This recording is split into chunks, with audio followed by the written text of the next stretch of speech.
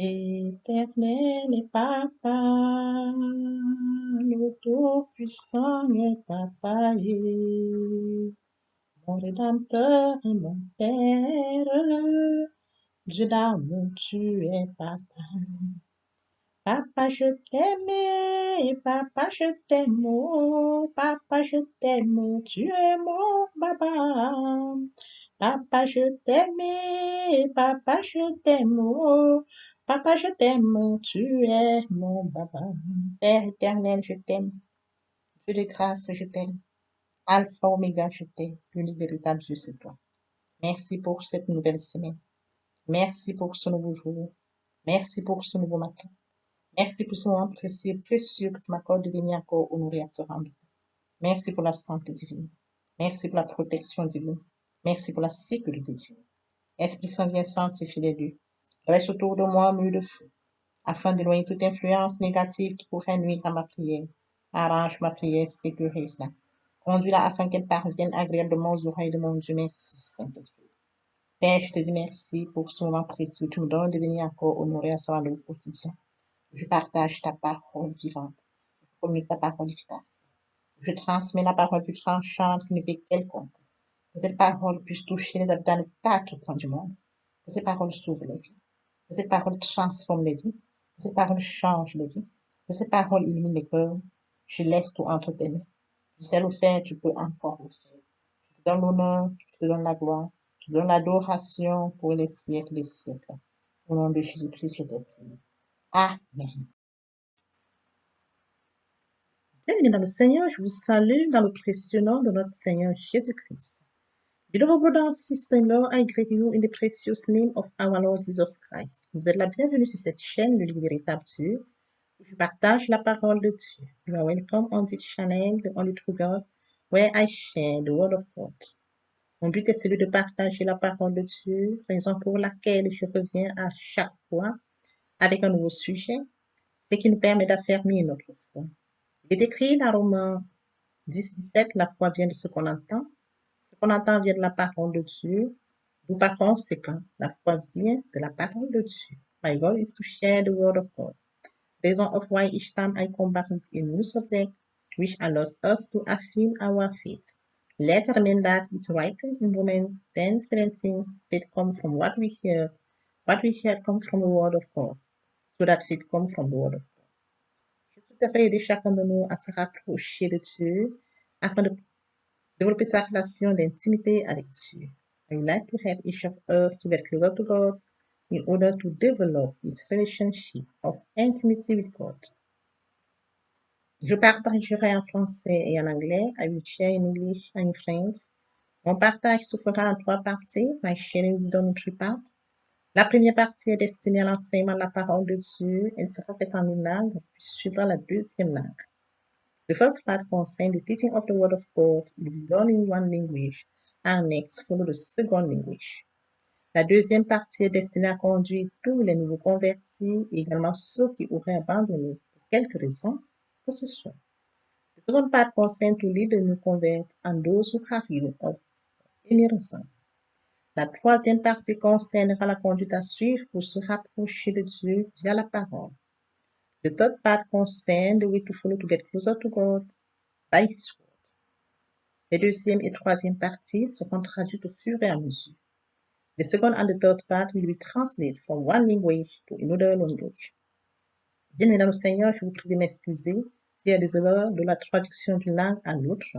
Je vous remercie pour votre bonne compréhension. Beloved brothers and sisters-in-law, please excuse me if there are any mistakes during translation from one language to another language. I thank you for your good understanding.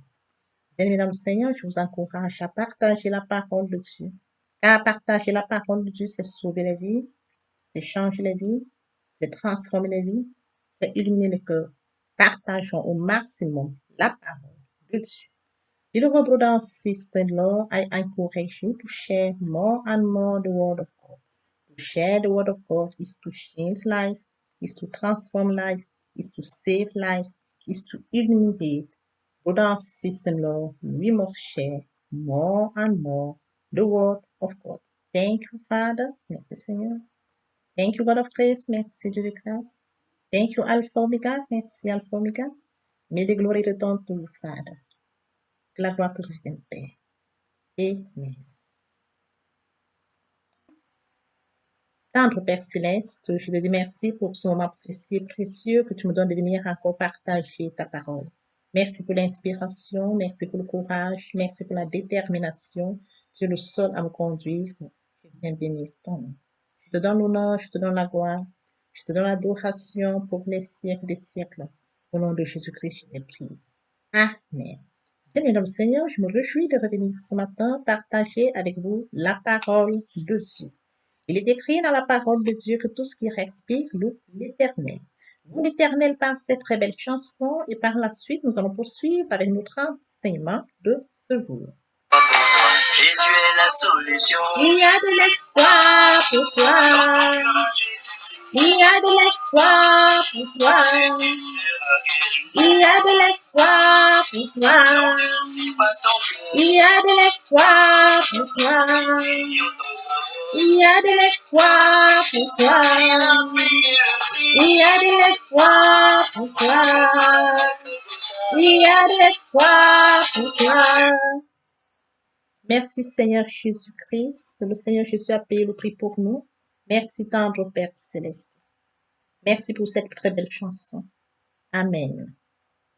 Bien mes frères et sœurs en Christ, après avoir savouré cette très belle chanson, nous allons donc poursuivre avec notre enseignement. Permettez-moi de lire des versets bibliques. Il est écrit dans Éphésiens 2:8, car c'est par la grâce que vous êtes sauvés par le moyen de la foi. Cela ne vient pas de vous, c'est un don de Dieu. Il est écrit dans Romains 6:23, car le salaire du péché, c'est la mort, mais le don gratuit de Dieu, c'est la vie éternelle en Jésus-Christ, notre Seigneur. Aujourd'hui, nous allons parler de la grâce imméritée. Et oui, bien mes frères et sœurs en Christ, dans le Seigneur, la grâce est imméritée. Par la grâce imméritée, nous devenons chrétiens. Nos efforts, nos capacités, nos choix ou nos actes de service n'y sont plus. Néanmoins, en reconnaissance pour ce cadeau, nous cherchons à aider, nous cherchons à servir les autres avec bonté, avec amour, plutôt qu'à satisfaire à nos propres désirs. S'il est vrai qu'aucune œuvre ne conduit au salut, il est aussi vrai que notre salut devrait engendrer des actes de service. Nous ne sommes pas sauvés seulement pour nous-mêmes, mais nous sommes sauvés pour servir Christ. Nous sommes sauvés pour contribuer à l'édification de l'Église. Qu'en est-il de la grâce imméritée? La grâce, c'est la faveur que Dieu accorde à ceux qui méritent le jugement. Par la grâce, l'amour de Dieu se penche favorablement vers nous pour nous tirer vers lui. La grâce imméritée de Dieu ne se mérite ni par nos efforts. La grâce imméritée de Dieu ne se mérite ni par nos bonnes œuvres et encore moins par nos bonnes résolutions. La grâce imméritée, c'est simplement le don d'un Père qui est amour. Bien, mes frères et sœurs en Christ, nous n'en sommes pas dignes. Elle ne nous est donc pas due. On accorde une grâce qu'à une personne condamnée. Bien, mes frères et sœurs en Christ, poursuivons avec notre enseignement de ce jour intitulé La grâce imméritée de Dieu. Bien, mes frères et sœurs en Christ dans le Seigneur, lorsque nous parlons de la grâce imméritée, si cette grâce est méritée, ce ne serait plus une grâce, ce serait un mérite. Lorsqu'on parle de la grâce imméritée, elle ne nous est pas offerte parce que nous en sommes dignes. Elle ne serait plus la grâce imméritée, elle serait la chose que Dieu nous doit. Bien, mes frères et sœurs en Christ, Dieu nous accorde la grâce imméritée. La grâce imméritée passe à côté de ceux qui s'en jugent dignes et atteint ceux qui s'en estiment indignes. Oui, bien, mes frères et sœurs en Christ dans le Seigneur. Si nous allons dans Jean 3, 18, celui qui croit en lui n'est point jugé, mais celui qui ne croit pas est déjà jugé parce qu'il n'a pas cru au nom du Fils unique de Dieu. Oui, bien mes frères et sœurs en Christ, nous devons croire au nom du Fils unique de Dieu. Et oui, il a sacrifié son Fils pour nous. Nous devons nous en souvenir et nous devons croire au nom du Fils unique de Dieu. Il est également écrit dans Proverbe 28, 13, celui qui cache ses transgressions ne prospérera pas, mais celui qui les avoue et les délaisse obtiendra miséricorde. Oui, bien mes frères et sœurs en Christ, telle est aussi la grâce divine. Elle s'exerce envers les indignes, car elle est par définition une grâce imméritée. Et oui, la grâce est imméritée, bien aimés. Nous n'en sommes pas dignes. Nous ne méritons pas cette grâce. C'est un don de Dieu. Nous devons nous en souvenir. Dieu a tant aimé le monde qu'il a envoyé son Fils unique afin que quiconque croit en lui ne périsse point, mais qu'il ait la vie éternelle. C'est un cadeau de Dieu. C'est un don que Dieu nous donne, tel que nous l'avons vu dans les versets, tel que nous l'avions lu dans les versets d'Éphésiens 2, 8. Également celui de Romains 6, 23. À chaque fois, ressortait don gratuit. Et oui, bien mes frères et sœurs, c'est un don gratuit. C'est un don immérité. Dieu nous l'accorde. Nous devons le savoir. Nous devons le savoir et sur ce, nous devons vivre tel que Dieu nous le recommande. Nous devons mettre en pratique la parole de Dieu. Merci Seigneur, merci Dieu de grâce, merci Roi de gloire. Je te donne l'honneur, la gloire, l'adoration pour les siècles des siècles. Amen. Heavenly Father, I thank you for this precious time you give me to come and share your word. Thank you for the inspiration. Thank you because you are the one who gives me courage. You are the one who teach me. You are the one who leads me. I give you glory, honor, and adoration in the name of Jesus Christ. Amen. Beloved brother and sister in the Lord, let's follow with our teaching today. But firstly, we must read two verses. The first one is Ephesians 2, verse 8. For it is by grace that you have been saved by means of faith. It is not from you, it is a gift from God. You can also read in Romans 6:23, for the wage of sin is death, but the free gift of God is eternal life in Jesus Christ our Lord. After reading these two verses, we understand that the grace is the gift coming from God. Beloved brother and sister-in-law, today we are going to share about immediate grace. What about divine grace? Divine grace is a supernatural help given by God to men for their salvation. And concerning immediate grace, by understanding grace of God, we became Christians. Our effort, our ability, our choice, our acts of service have nothing to do with it. Yet, it's gratitude of the gift. We seek to help and serve others with kindness. We seek to we seek we seek to help and serve others with love, rather than fulfilling our own desires. While it is true that not work leads to salvation, it is also true that our salvation should result in acts of service. We are not saved just for our salvation. We are saved to serve Christ. We are saved to help to build the church. What about immediate grace? Grace is a favor that God grants to those who deserve judgment. By immediate grace, the love of God links favorably toward us, draws us towards Him. The grace of God cannot be earned by our effort. The grace of God cannot be earned by our good work, and even less by our good resolution. It is simply the gift of a Father who is love. We are not worthy of it. It is not due to us. A pardon is only greatness to a condemned person. Beloved brother and sister in the Lord, what about immediate grace? If we are deserving, it will not longer be a grace, it will be immediate. It is not offered to us because we are worthy of it.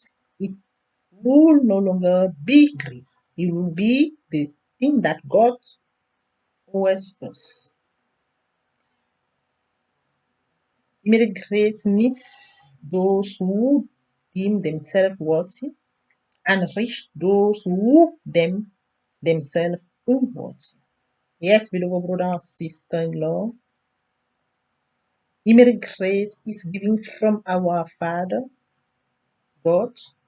Let's remember that He was the one who gave us His Son. His Son is the one who did for us in the cross. It's writing in John 3:18, he believe in him is not judged, but he who does not believe is already judged, because he has not believed in the name of the only begotten Son of God.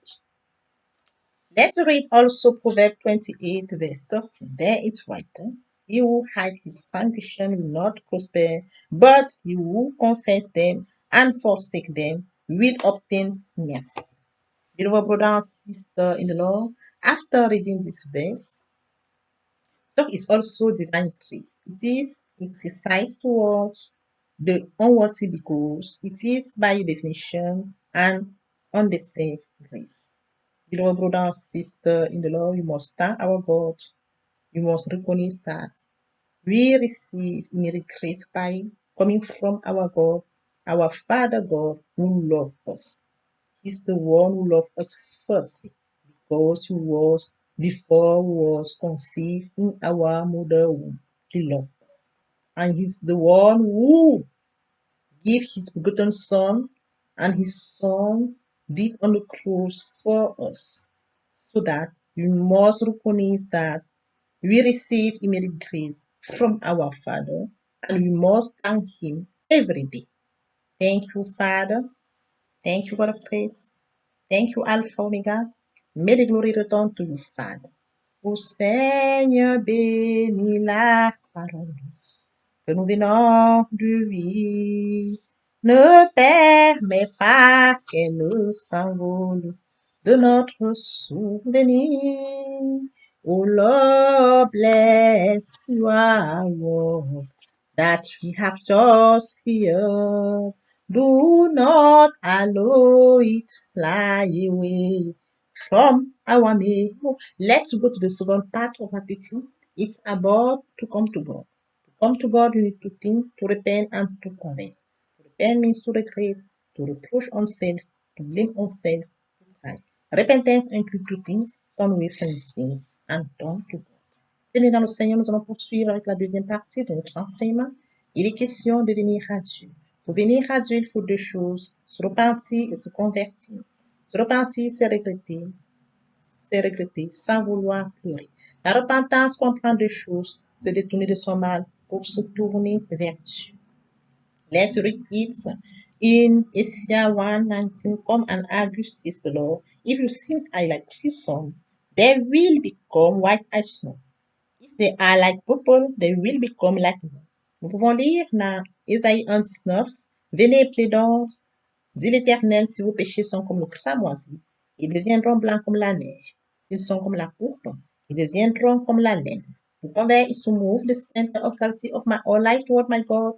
To convert is to believe in Jesus Christ. In a word, we can say that conversion accompanies repentance. Se convertir, c'est le fait de déplacer le centre de gravité de ma vie ancienne vers mon Dieu.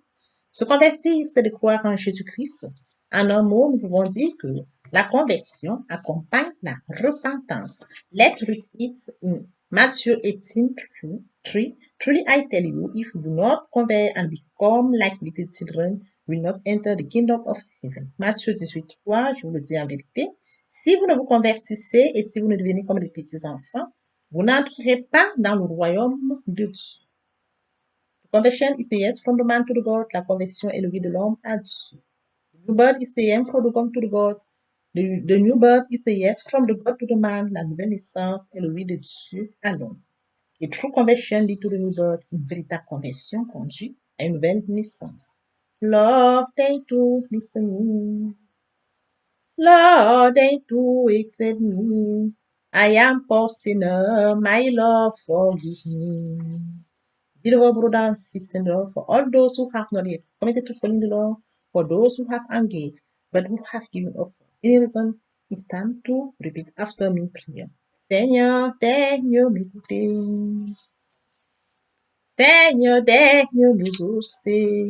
Je suis pauvre pécheur, mon Dieu, nous prend. Bien-aimé dans le Seigneur, pour toutes les personnes qui ne sont pas encore engagées à suivre le Seigneur, pour ceux qui sont engagés mais qui auraient abandonné pour quelque raison que ce soit, il est temps de répéter après moi la prière. Lord Jesus, Seigneur Jésus, I'm a sinner, je suis pécheur. I surrender my life to you today, je confie ma vie aujourd'hui.